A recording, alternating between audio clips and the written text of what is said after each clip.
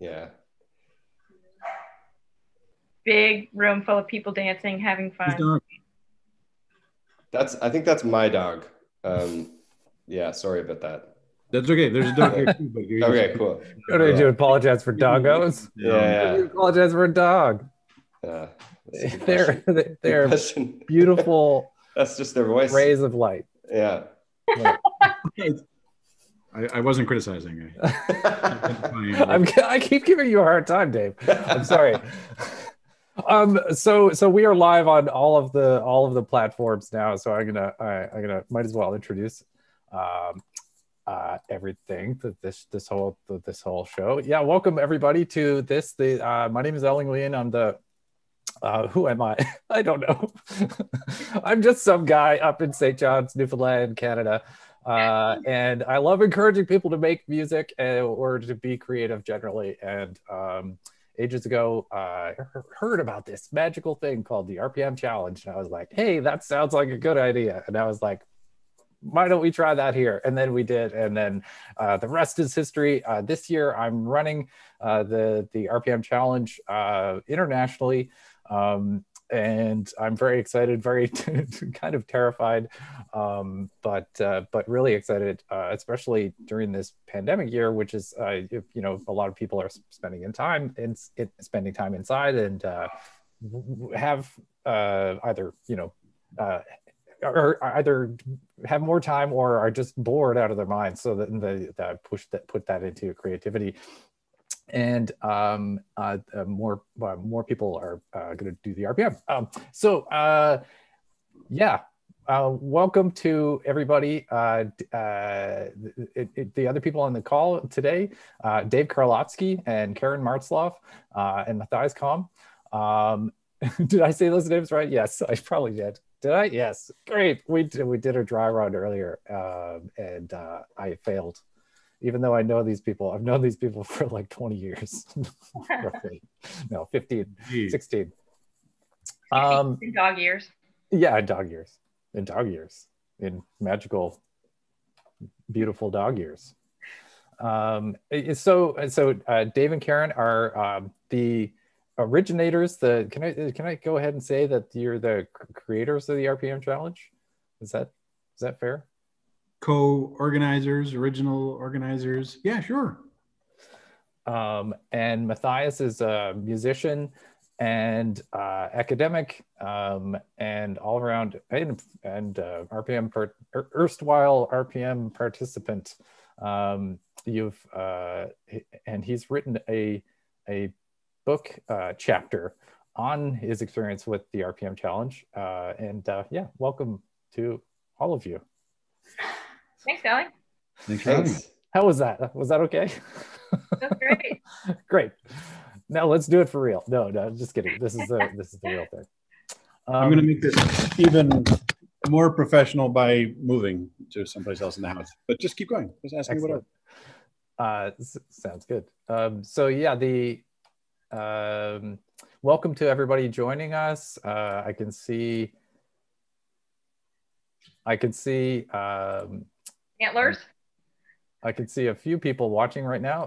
Hello to those people watching on Facebook and on YouTube. We're streaming live on Facebook and YouTube, and are just sent out a notification on Discord. So in case you got that, welcome to all of the folks from Discord. So what I wanted to do today was just have a little chat about about the RPM, how it started, and what it means to you folks. I think it's always great too to think about to chime in a little bit on that is also if you've never done it before, what does it entail exactly, or what can you expect? Yeah, totally. Well, I mean, for the people who aren't familiar, the RPM Challenge is a creative challenge to anyone to record music in the month of February just because you can. That's it. That's it. What does that mean? What do you mean? What that's it? Or what does it all mean? I don't know. I don't know what. Can you explain? Who wins? No one wins. Oh, you're playing devil's advocate. I see. No one wins. It's not a contest. It's intended for beginners. It's intended for experienced musicians. Maybe we should go around actually, and recite. You can each recite your spiel that you've gotten nailed down over the years.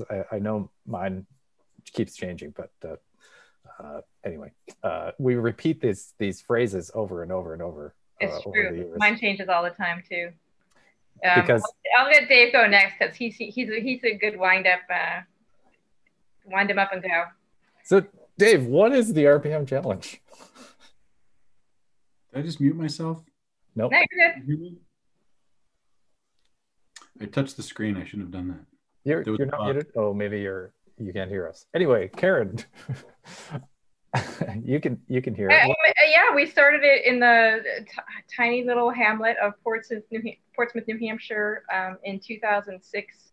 A musician, we were running a newspaper at the time, and one of our music editor had there was no GarageBand at the time. I mean, GarageBand had just come out on Macs for the first time that year, and it was sort of, we didn't know it at the time, and there's no PS, like no Facebook, no, I think that was the first year of Facebook, no YouTube, no, I think very little social media compared to today. And we came up locally, forget about social media for the moment, but locally we came up with this idea of what would happen if our newspaper challenged people in our community to this sort of hyper fast creative challenge to write and record an album in the month of February as a artistic exercise. The band's musicians can often get caught up in the sort of narrative of where they want to go with their music, and maybe that can start to feel a little inflexible at some point, or life gets in the way of a lot of things. And so the idea of dedicating 1 month and committing to it, and knowing you can then move on to other things the rest of the year, and you turn in the album and you get marked as having completed the RPM challenge and celebrated at a local listening party where we played one track off of every completed album. But other than that, it was just for you to see what you could do, and using the constraints of a deadline to push yourself. Sometimes things come out of you that you didn't know were in there when you have the constraints of a deadline, and we got a whole lot of that first year. We here in Portsmouth, we asked 4 bands if they would sign up and do it, so that we would not have egg on our face for throwing this challenge out there and having nobody do it.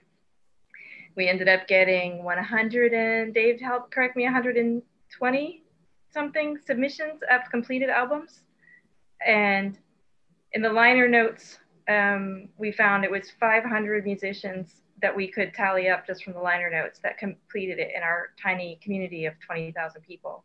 And it was people that we had never heard of, which was the amazing part. We were covering the arts and music scene, and we thought it was going to be all these names and bands that we had heard of. And it was all sorts of people from all walks of life, from 16 to 70 years old, who made an album and celebrated that with us. And I'll let Dave pick it up from there. Well, I don't know if I can pick it up from there, but I mean, I'll probably just say everything you said again in different words. It was just really exciting. So we had a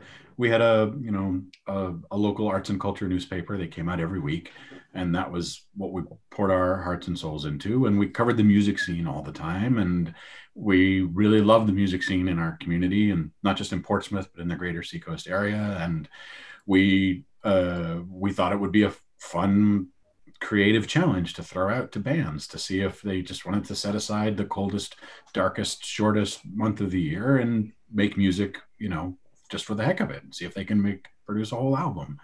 And it's such a big ask. We were worried that we wouldn't have many takers. And that's when Karen said, like, we asked 4 bands to do it. She means like behind the scenes, like, we cornered some people and we're like, well, if we throw this out there, like, you guys will take it up, right? We were not just going to have zero responses. And so, we had a couple ringers, but But then, and and we had a little kickoff party to spread the word a little bit, but we were not in any way prepared for the response, which was that out of our little tiny Seacoast, New Hampshire music scene, we ended up with 220 bands that signed up for the challenge. And there weren't 220 bands. Like, it's not even like there was no such thing. Like, I mean, we would have said that we had a robust music scene, but 220 bands came out of the woodwork because that's how much deeper the music scene went than just the gigging bands that were out producing albums and whatnot. There is all this other music and all these other people who showed up and answered our call, and out of those, and that alone was like success beyond our wildest imaginings. And it was so much fun, and that whole month was just so much fun to hear people talking about it on the street and to hear the buzz and to see what people were doing. Yeah. But then and because we didn't know we were going to get anything back, never mind having 220 bands sign up. And then out of those 220 bands that signed up, 165 turned in albums at the end of February. And it was just such a happy, anyway, so that's the origin story. It was just crazy fun. And then the next thing that rolled out of that was like, okay, what do we do about this? Like, we're gonna have, like, we have to have some kind of celebration, but what do you do with 165 albums? You can't play them all, and that's when we came up with the first listening party idea, which is like, well, we will play one track from every album at least. And then in order to do that, we had to have several different venues at the same time around town and make that work. And so when you have that much fun, you've got to. What was that listening party? The first listening party like for you guys? Well, it was super fun. I just can't remember the details from year to year run together. I don't remember how many rooms we had that year. That's the only reason I don't want to like say the wrong number. But we had several. We started at the Portsmouth Music Hall, which was a big 900-seat venue, and we let people gather there, and we had like an opening ceremony of like a few minutes, whatever, half an hour. The music hall was nice enough to work with us to do that. But then we fanned out to listening rooms around town, and people were just moving from place to place all around downtown Portsmouth, because at least we had venues. We have a downtown, and we have venues that are close enough together that you can actually do that. Mm-hmm. And it was just crazy fun. And then it was really fun. And I think the musicians speaking from the musicians' point of view, one thing I noticed from them was, whether you're a gigging musician or just, but particularly for the gigging musicians, they got to come and hang with each other, right? So it became like this sort of family reunion kind of vibe where people hadn't seen each other in ages. You're busy. If you're in a band, you're busy with your own music. You have a family maybe that expects you to be home when you're not doing your music. And maybe your friend who you really like, but you don't tend to go to the clubs where that person plays. Here they were having a blast. It was a little bit in the off season, so we were able, walking through the streets, people were just like bumping into each other and having a great time. And I think that was really nice for the music community. It's I think that was one of the things that unexpected gifts of RPM Challenge in our community was the connections that it was able to make between bands that otherwise would have been siloed and not really connecting, or musicians even that would have been siloed and not connecting with each other as much. They got to feel like they got to see how all their, feel connected with each other as a scene in for one, a special one night celebration. There's been a lot of pieces to RPM for us, at least in the early days, where it's like it's inside out, like if you have a successful music event with local bands, like the way to celebrate that obviously is to have those bands play, but we're like, no, we can't do that because there's no way to do that. But then the more we thought about it, they're like, well, like the audience is the musicians. The audience is the musicians to hear what everybody else. It's for the community to hear what everybody else made, right? So you don't have live bands. We're just going to play tracks off the CDs, and nobody has to work that night. You know, right? It's not a gig that the band has to show up for, whether it's some of the bands or all of the bands. You know, it's a time for everybody to relax and be the audience and get to hang out with the other musicians that they may not even run into the rest of the year because they're all busy, and on the weekends they're out gigging. So it's a lot of the parts of RPM are sort of like turned inside out from what you expect. Yeah, I see. I saw Matthias laugh there, and it might be a good opportunity for me to bring him in because. So Matthias, you wrote a book chapter about the RPM. Why did you do that? It was when I was starting my PhD here in Newfoundland, and I was asked by Beverly Diamond, who's a bit of a rock star in the ethnomusicology world, to do some research and possibly write a guest chapter for a book that she was working on, which is about audio recording in Newfoundland and Labrador. And her kind of, the thrust of her research was thinking about audio recording, not just as a thing that happens, but as a way that people engage with each other, with wider society, and so on. And so our RPM was kind of a perfect little snapshot of that, because a lot of her research was historical. And so I kind of dove in to that and did RPM myself as part of that research. And throughout the month, I was working on my record, but I was also interviewing loads of people kind of before, during, and afterwards. And that was the everything I did in February was RPM related in one way or another, whether I was making my album or writing about other people's albums. And I really found it, speaking to the points that everyone's made so far, I really found it like such a dynamic event in the way that it brought people out of the woodwork that you never would have expected.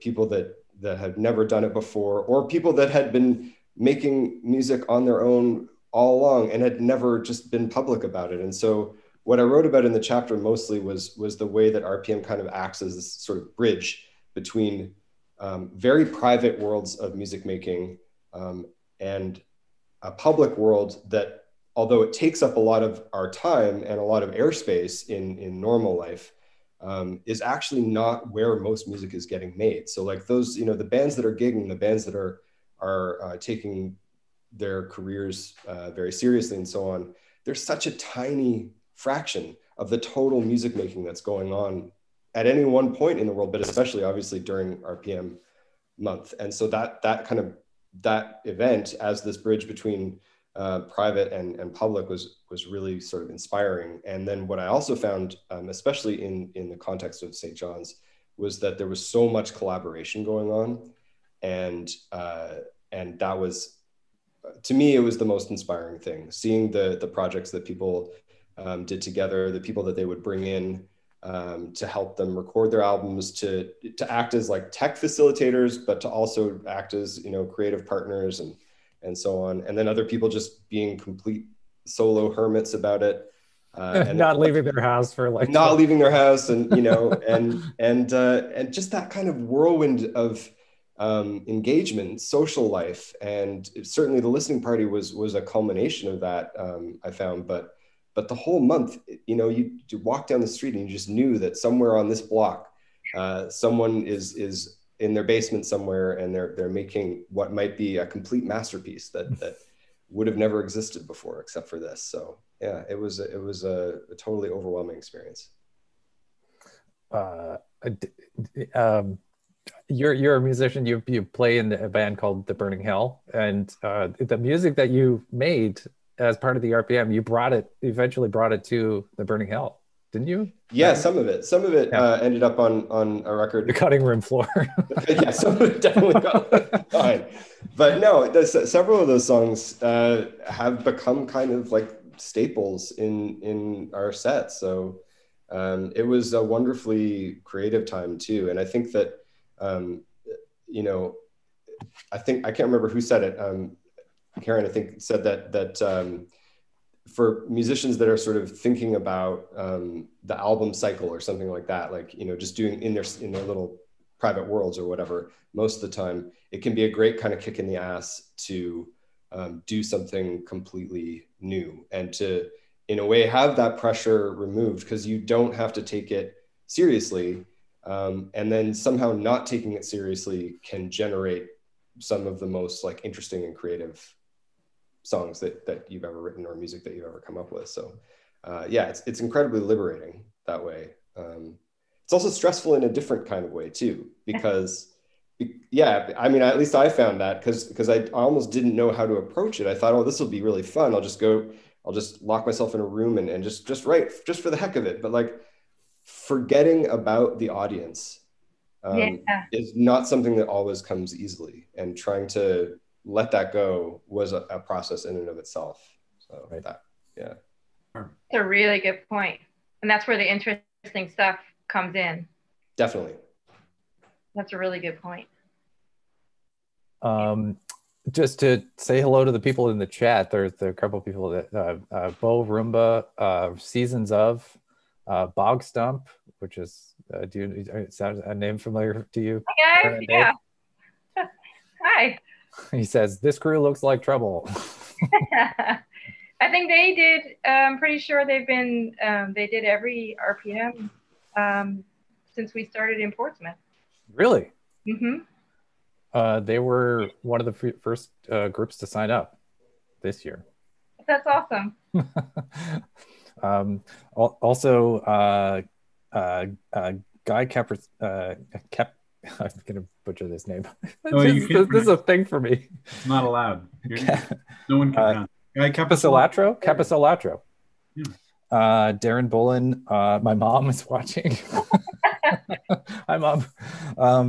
Michael Barker, Anna Nutt, Brent Eagles, Jill Stavley of Trent Radio. I'll probably talk about them later too. Chris Dolan on YouTube. Hey all, RPM rules. And Guy Capisolatro says, such fun, hadn't heard there was a book. And is there a book? It's coming soon. It's coming soon. Finally, I mean, I was saying earlier, academic publishing is so slow, but it's this spring it'll be out. So it's just the last chapter is RPM focused, but the rest of the book is very interesting too. For anyone out there that's ever wanted to learn more about the history of audio recording in Newfoundland and Labrador, this is the book for you. But it's also I have it printed out. I don't print things anymore, but I printed your chapter out just so I could have it. Oh, nice. Yeah, I'm very excited. Yeah, along what you were saying, along the lines of what you were saying, what I've been telling people these days is set out to make a terrible album. Set out to make a bad album. And that idea is just so revolutionary. It's like, oh my God, all of my problems are gone. I could just make noises, and all of a sudden you reconnect with the fun part of music, and inevitably you're going to friggin' fail at making a terrible album because you're going to enjoy yourself so much that it's not, you're going to make it good. That's the whole pitch. That's how you've gotten thousands of albums out of St. John's, is through that pitch. That's pretty good. Just set out to make a bad album. No, this is kind of new, actually. The phrase, I guess we could swear. Can we swear? I guess we get it. Fuck it. The phrase "fuck it" is like really more liberating than "you can do it." Yes. Because it's like you just throw everything away. Whatever. I'm just gonna do this. I'm gonna finish this thing, and I just need to get it done, and that's all there is to it. So that I find that is really, it helps me do things. I have to reach that point, and maybe it's a problem of mine where I need to reach that point in order to get things done. But that's for a counseling session, probably for later on this week.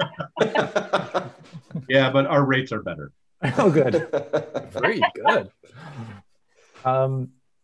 Yeah. So, yeah, I was going to ask you, Dave and Karen, if the deadline idea came out of your experience with the newspaper, because the newspaper, life working on a weekly newspaper is ridiculous. And did that kind of inform how you approach the RPM, or is that an unrelated idea, or what do you think? Dave? Well, that's probably why it made sense to us. But RPM wasn't the very first creative challenge out there. So I mean, that was to some degree lifted off of album of the book one, NaNoWriMo. NaNoWriMo, yeah. So, but it certainly makes sense to us, because like every week, as you know, like you'd have to get the newspaper done one way or the other. And it's like, as you start to run out of time, your ideas of what it's going to be and how good it's going to be and how you're going to do it have to change, because it has to be done anyway. So. I always called it cutting off sandbags. Hmm?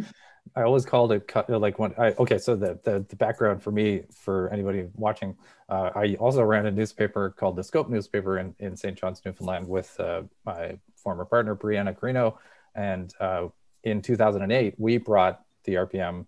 We were inspired by The Wire and brought the RPM to Newfoundland, to St. John's, and so oh god, I lost track of what I was saying. Cutting off sandbags? It's not a sandbags. Cutting off sandbags. Cutting off sandbags was the phrase for just, you have to let things go in order to meet this deadline. So we can't be too precious about it. We have to cut this part off. We can't manage to get a photo, so we'll have to improvise something. We'll just do something, and that approach to making things is again like something that really resonates with me. So then that's why the RPM really. We wanted to bring everybody into our world of deadlines, right? That was just everybody down to our. But the other thing, to your point. No, I'm sorry. You're not off the hook yet about the sandbags. Sandbags. You're in a hot air balloon. If you had enough time to make a whole newspaper the way you wanted and you weren't rushed, would it be full of sandbags? Well, yeah. Well, we're transporting sand. What's that? We're a sand transportation airship.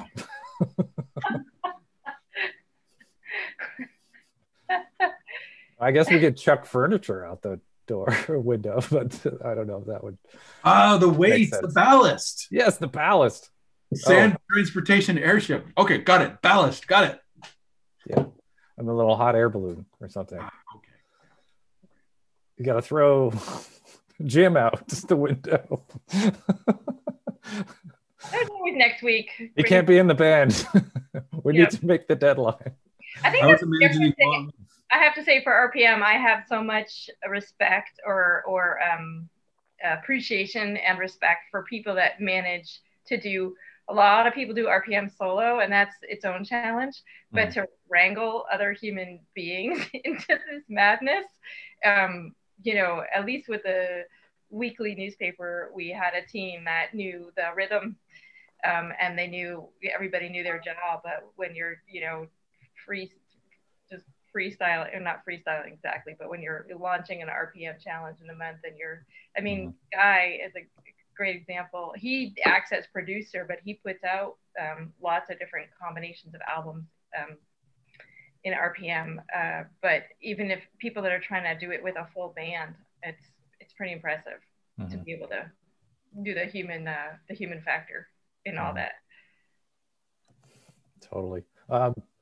I have a question from the floor from Bogstomp. Dave and Karen, what happened to all of the physical CDs from over the years that were submitted to the Wire?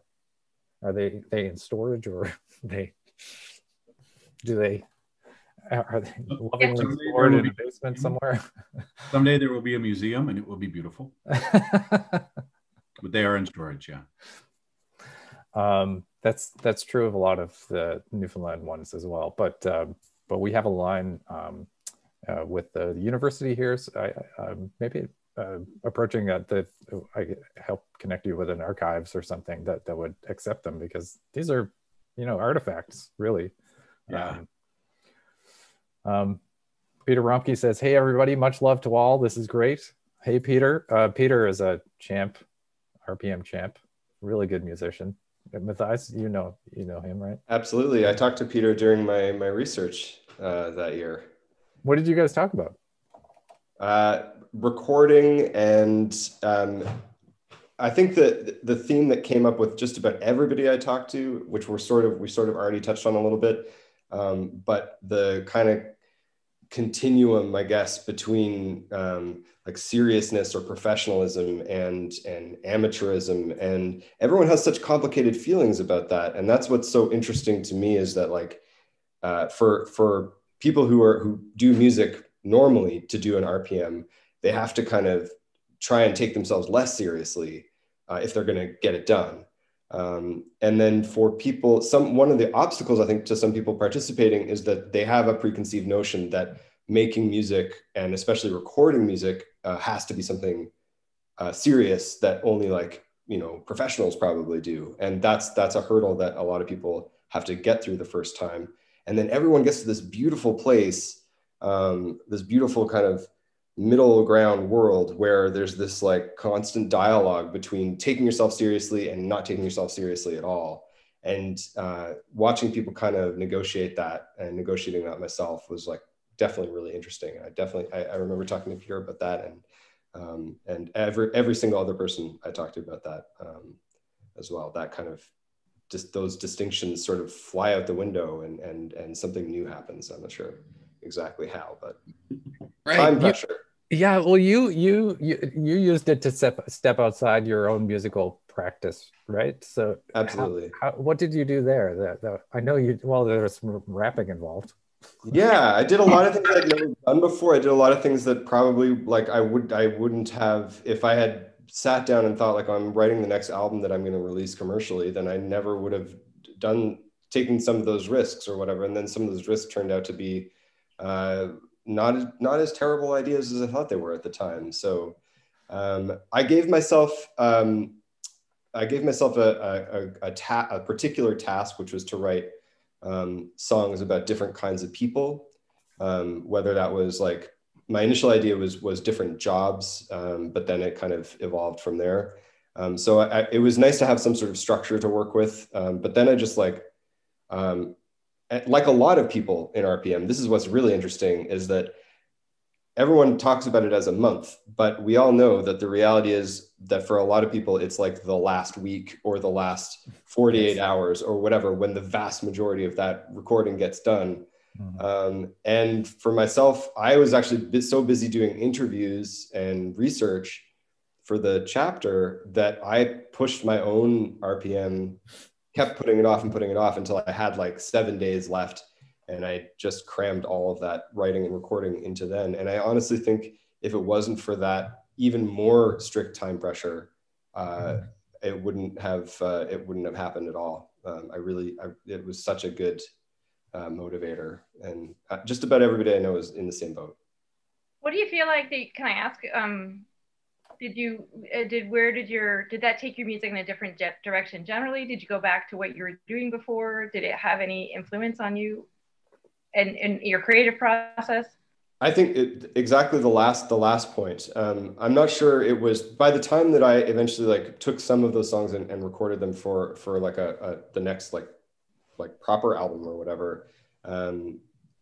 It wasn't so much that it wasn't so much new sounds or anything like that, but definitely completely changed my creative process ever since then. I think I write differently now, and for one thing, on the one hand, I am much more attracted to like concepts or themes when writing a batch of songs ever since that moment, because it was so much fun to do it that way. And then, just sort of removing some of the pressure and forgetting all about, or trying as hard as I could to forget all about audience completely while doing it. And that's something I strive for. I've tried to do ever since then, with maybe more limited success, but and I always recommend that to anybody when they're starting out writing songs for any purpose, is just like, you need to forget about the idea that these are songs for other people, or that these are songs that you're going to have to get on stage and play for someone, because the song should only be for you, and it doesn't matter what anyone else thinks. Right. So so that's how you try to get out of it. Like, you're just making music for you. Exactly. Yeah. And so like what you were saying about make a terrible album, it's like, what stupid, very silly thing have I always wanted to try? Or do I think it would be like, if I heard a song about that, I would laugh. So why don't I write that song? And even if I'm still the only one that's ever going to laugh, that's fine. You know, that sort of thing. But then the surprising thing is that when you do make music like that, and it's just kind of authentic. It has this kind of feeling that is like unshakable, and it's joy. A lot of people, it resonates with a lot of people. Is it joy? Is that what you? I think that's what it is. I think that it's the same reason that, like, when you go see a band, regardless of their musicality, if they're having an amazing time on stage, right, then you think the band is great. For the most part, you know what I mean? Like, everyone has a good time if the band is having a good time. And the same thing translates to RPM. Like, the joy that goes into these records is so tangible, and you feel it at the listening party, and you can even just hear it on the CDs. You know, when, I don't know if you've ever heard someone smile on a record, yeah. but RPM albums are full of the sound of people smiling, and yes, it's palpable. That's great. I've never heard that one before. That's great. I agree. The breaking that mold of like, why are you making your music? Like, just breaking out of the expectations that people sort of have baked in has always been such a big part of the RPM challenge. I mean, CDs barely exist anymore, but when it started, you know, if you made an album, it was a CD. And so if you're a local or a regional band, like, what's your motivation for producing songs to put on a CD? Like, you want to either sell that CD at shows, so it has to, you know, you're fitting it in your songs into some idea of marketability, or you're hoping that CD, you know, you're also going to have to spend a lot of money to get those CDs printed. And so therefore, you know, maybe it's something that you want, you know, you want to pass around, and it will get you notoriety. So it has to be, you know, palatable to a certain segment of the public. And like, just from that starting point, you have all of these baked in ideas about what your music should sound like, or at least baked in decisions to make about the music as you're making it. And if you're not even in a band that's active or considering making a CD, then why are you even finishing songs at all? You know, like, you know what I mean? Like, there's all that stuff baked in. And part of what we realized, like, the creative challenge cracked open was like, or you could make music for this other reason. Right. It doesn't cost anything, and you know, and at the end of it, you have a party with your friends, and we're like, yeah, like, that's more fun, you know, and you just got really great results as people connect with, you know, what they really wanted to try or whatever. Anyway, I'm rambling. No, that's excellent. That's great. Yeah, loving. There are a couple bands that really like hit that note. Like, they do it because they love it. They love it, and they've actually the Logie Bay Groovers is one that I keep bringing up every year. A good friend of mine, become a good friend of mine over the years. They just love noodling around, making sounds, doing weird stuff, you know, like that. And music is so much of that, like that you're just playing around, you play music. So like, you're playing. Right. And I know someone from your neck of the woods, Dave and Karen, Walter Sickert, Idri, they're watching right now. Is there a band that is that the band that comes to mind when you think about that for you, or is it there another group, or what do you think? Are you asking us if they won RPM Challenge? No. No. I mean, there's another band, This Is Terrible, called This Is Terrible.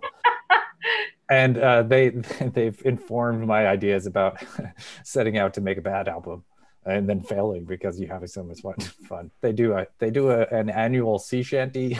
I mean, sea shanties are popular now because of TikTok, but they do an annual kind of sea shanty song, and it's just brilliant. I think they improvise most of it, and it's just a room full of friends who are just improvising this ridiculous song. Anyway, Bogstop says, "Love Walter and the Army of Broken Toys." Hey, Dave, were you gonna say? I was gonna say I want to say love Walter and Idri and love the Army of Broken Toys. I only hesitated because I wouldn't necessarily plug them into that box that you set me up to plug them into, but it's been amazing to watch them over the years.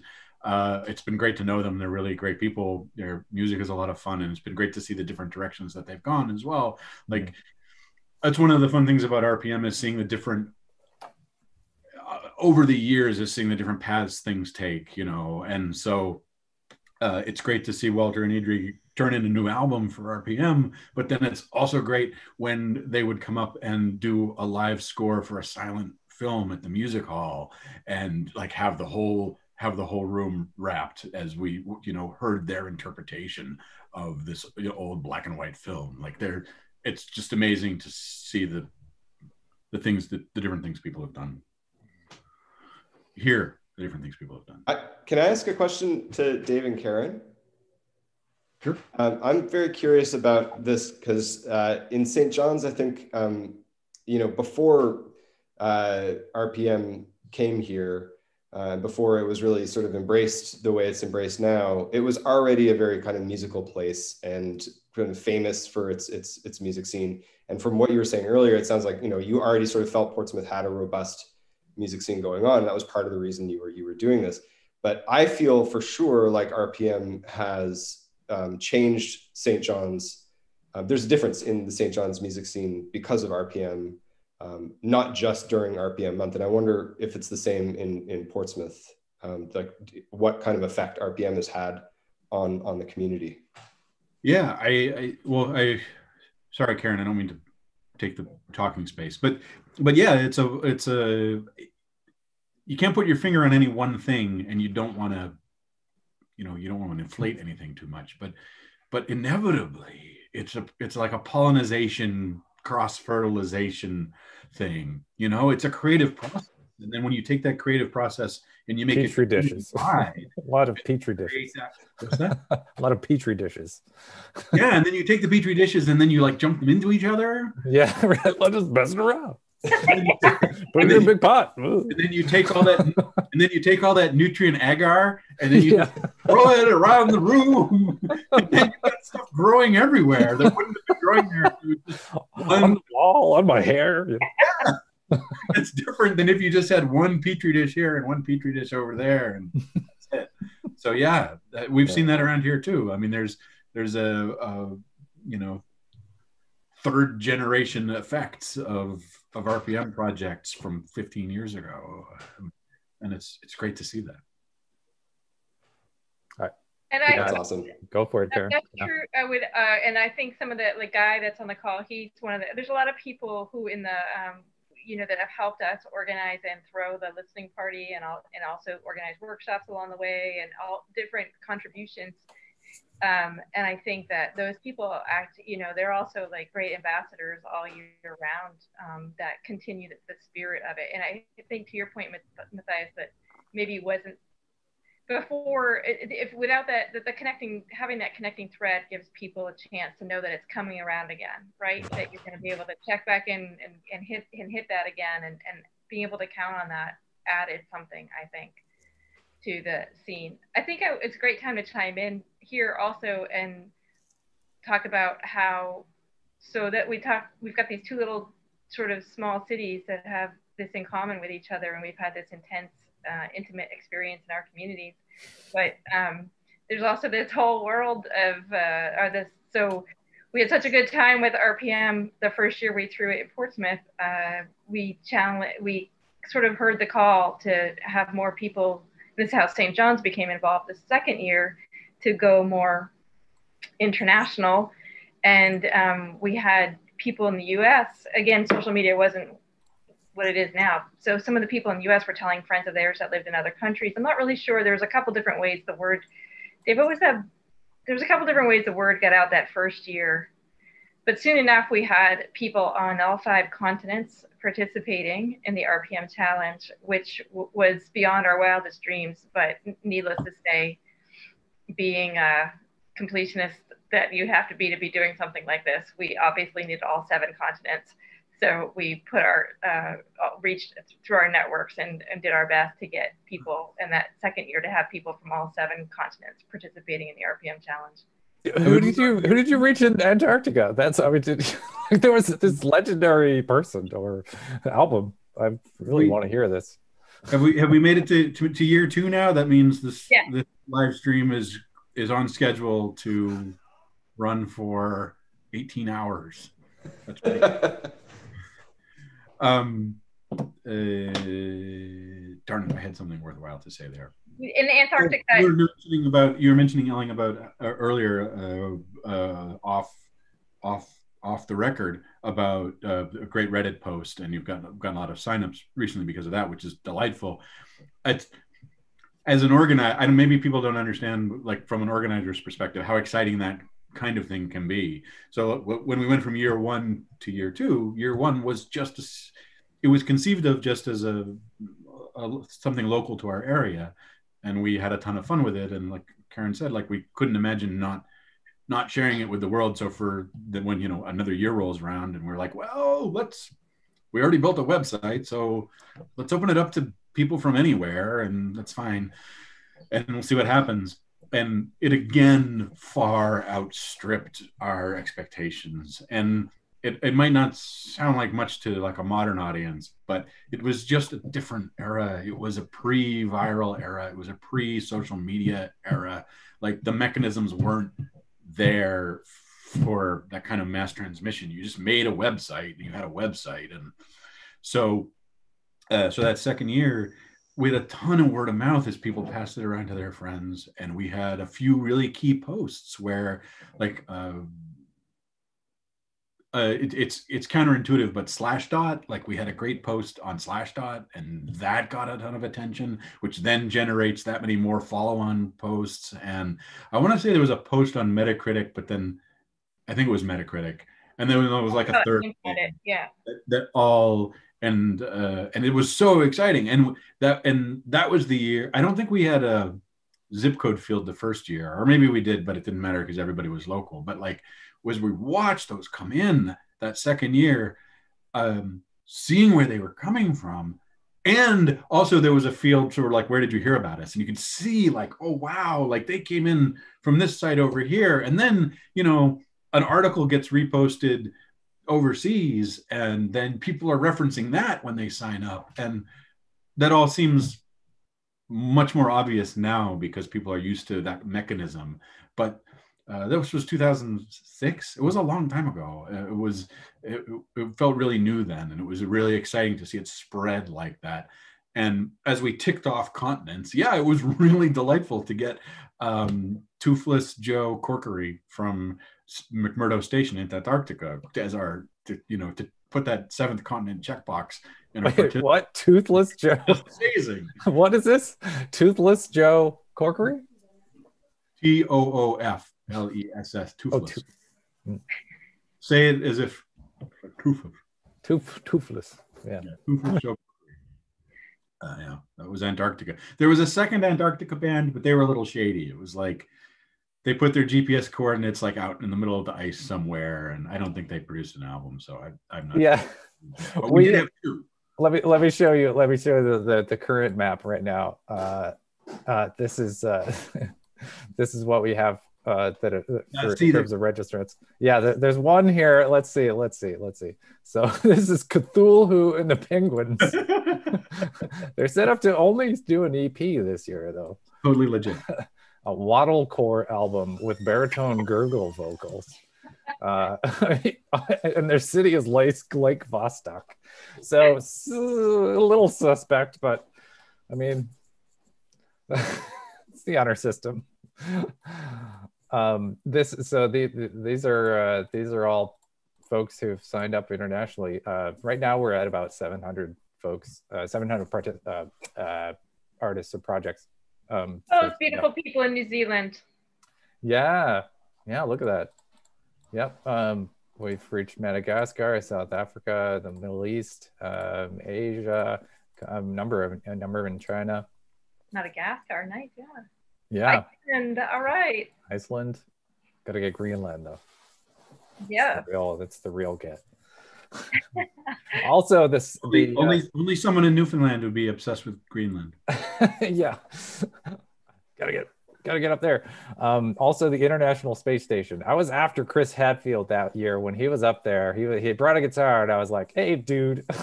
Oh, I didn't even think. You know what? That's great. I was tweeting him. He didn't respond. He's like, "What are you too busy to do RPM in February? Come on, man." He did a cover of David Bowie. He didn't do an original.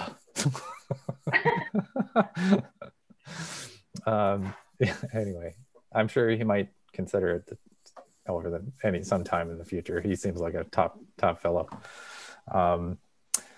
But yeah, so okay, I guess we've reached the end. We've definitely gotten blown past our time here. But I wanted to say thanks for joining me. Is there anything else that you'd like to talk about, or anything you'd like to add, or Matthias, anything you'd like to talk about your book and promote your book before it's you go on tour with it? I don't think I wouldn't even know how to promote it. I just wrote a guest chapter in someone else's book, so right. I'm not even really sure what to say there. But this will be the first year since doing that research that I'm going to be throwing myself into RPM again, and I'm so excited. I have a couple. I want to do two. I'm going to try and do two records this year. One completely by myself, and then I have got this project that I'm cooking up with a friend of mine on the west coast of Ireland, who has his twin enthusiasms recently are deep sea cold water swimming and amateur brass bands. And so he started this club of people who go down to the waterfront every weekend, and they jump in the freezing cold harbor, and then they get out and they stand in like a pagoda, and they play brass instruments no matter what the weather's like. And then I just it clicked to me. I was like, that's an RPM. based on where he is on the West Coast, if they face west, and I do the exact same thing here, minus the swimming. If I get a whole bunch of people here to go up on Signal Hill and face east, if we can coordinate it right, we could and record at the same time. Then we can make an international live, like brass drone collaboration RPM together. So I think we're going to try doing that. I'm very excited. Brilliant. I love the idea that, once you do one RPM, you're just like, why don't I do 6 this year? Yeah. Yeah. I got some time. That got lots of time. Time moves differently in RPM, RPM land. I don't know what happens, but it kind of gets squishy. So we could all do 10 albums this year. That should be the new challenge. Yeah. I would say my last words would be tell your friends, because like you just pointed out, it's so much more fun when you can rope other people into it. And when two of my favorite submissions that we get every year, just because of the commitment. There's one group that I can't remember what the science is, but they go to I think it's like an oceanography conference actually every year, and they record, it's all people that, it's like 4 or 5 of them that record an album at their oceanography conference. And they even sent like a pen in from the conference one year in their envelope with their CD. And there's another group that's an architecture firm in Tennessee, and they do an album together every year. So I think just team building exercise. Tell your friends and rope them in. And like you said, Matthias, I love, it's not only after you do 1 RPM, you say, why don't I do 10? But also I think once you do 1, you're like, well, I've made that album now. Like what other concept can I come up with that hasn't been made, that I haven't made, yeah, Walter, Secret and the Army of Broken Toys, they've been really great at inspiring that feeling of like, okay, now what? All right, let's try this. So that's my last words. Tell your friends, rope them in. My parting thoughts my parting words are the thing we didn't talk about, which is the website looks great, and congratulations / encouragement to Elling and whoever else is on your team in terms of riding this chariot through flaming through the sky. Through right? No, yeah, coming off sandbags as we go. The sand transportation dirigible. Right, the sand transportation. Looking great. Yep, really great. Wow, thank you. Yeah, I love the RPM, and I want as many people on the planet to do it as possible. And yeah, I mean, this year also we've been talking about a lot about albums, and one thing I want to hammer into people is that this year it's a flexible length goal. So people have different levels of experience or different levels of bandwidth at their different levels of time that is available to them, and I just want them to be able to share in this kind of magical experience of just getting something done at the end of the month, making an RPM. And so you can sign up to do a single. The single could be 5 seconds. We live in times where a track could be 5 seconds, and on up to whatever your imagination can generate. So I want to make sure to get people to encourage them. Like Karen said, encourage your friends to do it, or get together with them and make something, either socially distant or whatever. Just have fun. That's it. Have fun. Yeah, it's great, and I love that. I love that energy. I mean, you're as much of an old timer as any of us, but nonetheless, you've got more new energy, and that was needed. Like, it's been 16 years of a brutal rigidity. It's been a regime of enforcing the rules, and it was time to look at it differently in every possible way. And that's very exciting. Well, thank you to Dave and Karen for starting this. It's a beautiful thing that you gave the planet. Thanks. And there are thousands of people who agree with me. So thank you both. Thank you. And Matthias, thanks for joining us. And I can't wait to hear your 10 albums.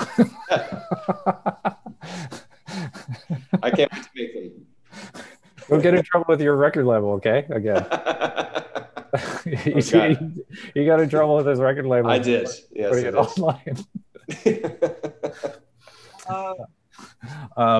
Anyway. Thanks for joining us. Anybody who's watching on YouTube or Facebook Live, be sure to encourage other people to sign up or sign up yourself at rpmchallenge.com and join the Discord. The Discord is on fire lately. About 300 people joined the challenge yesterday, and the forum is just alive with a lot of new voices, a lot of people who are doing it for the first time. Young people from all over the world, especially, which I'm particularly excited. I mean, I love old people like me, but or older. I just love the idea that people are taking this first step into music, and this is something that they're doing. Anyway, thanks again. have a good evening. Yeah, thanks. Take care. Thanks. Bye.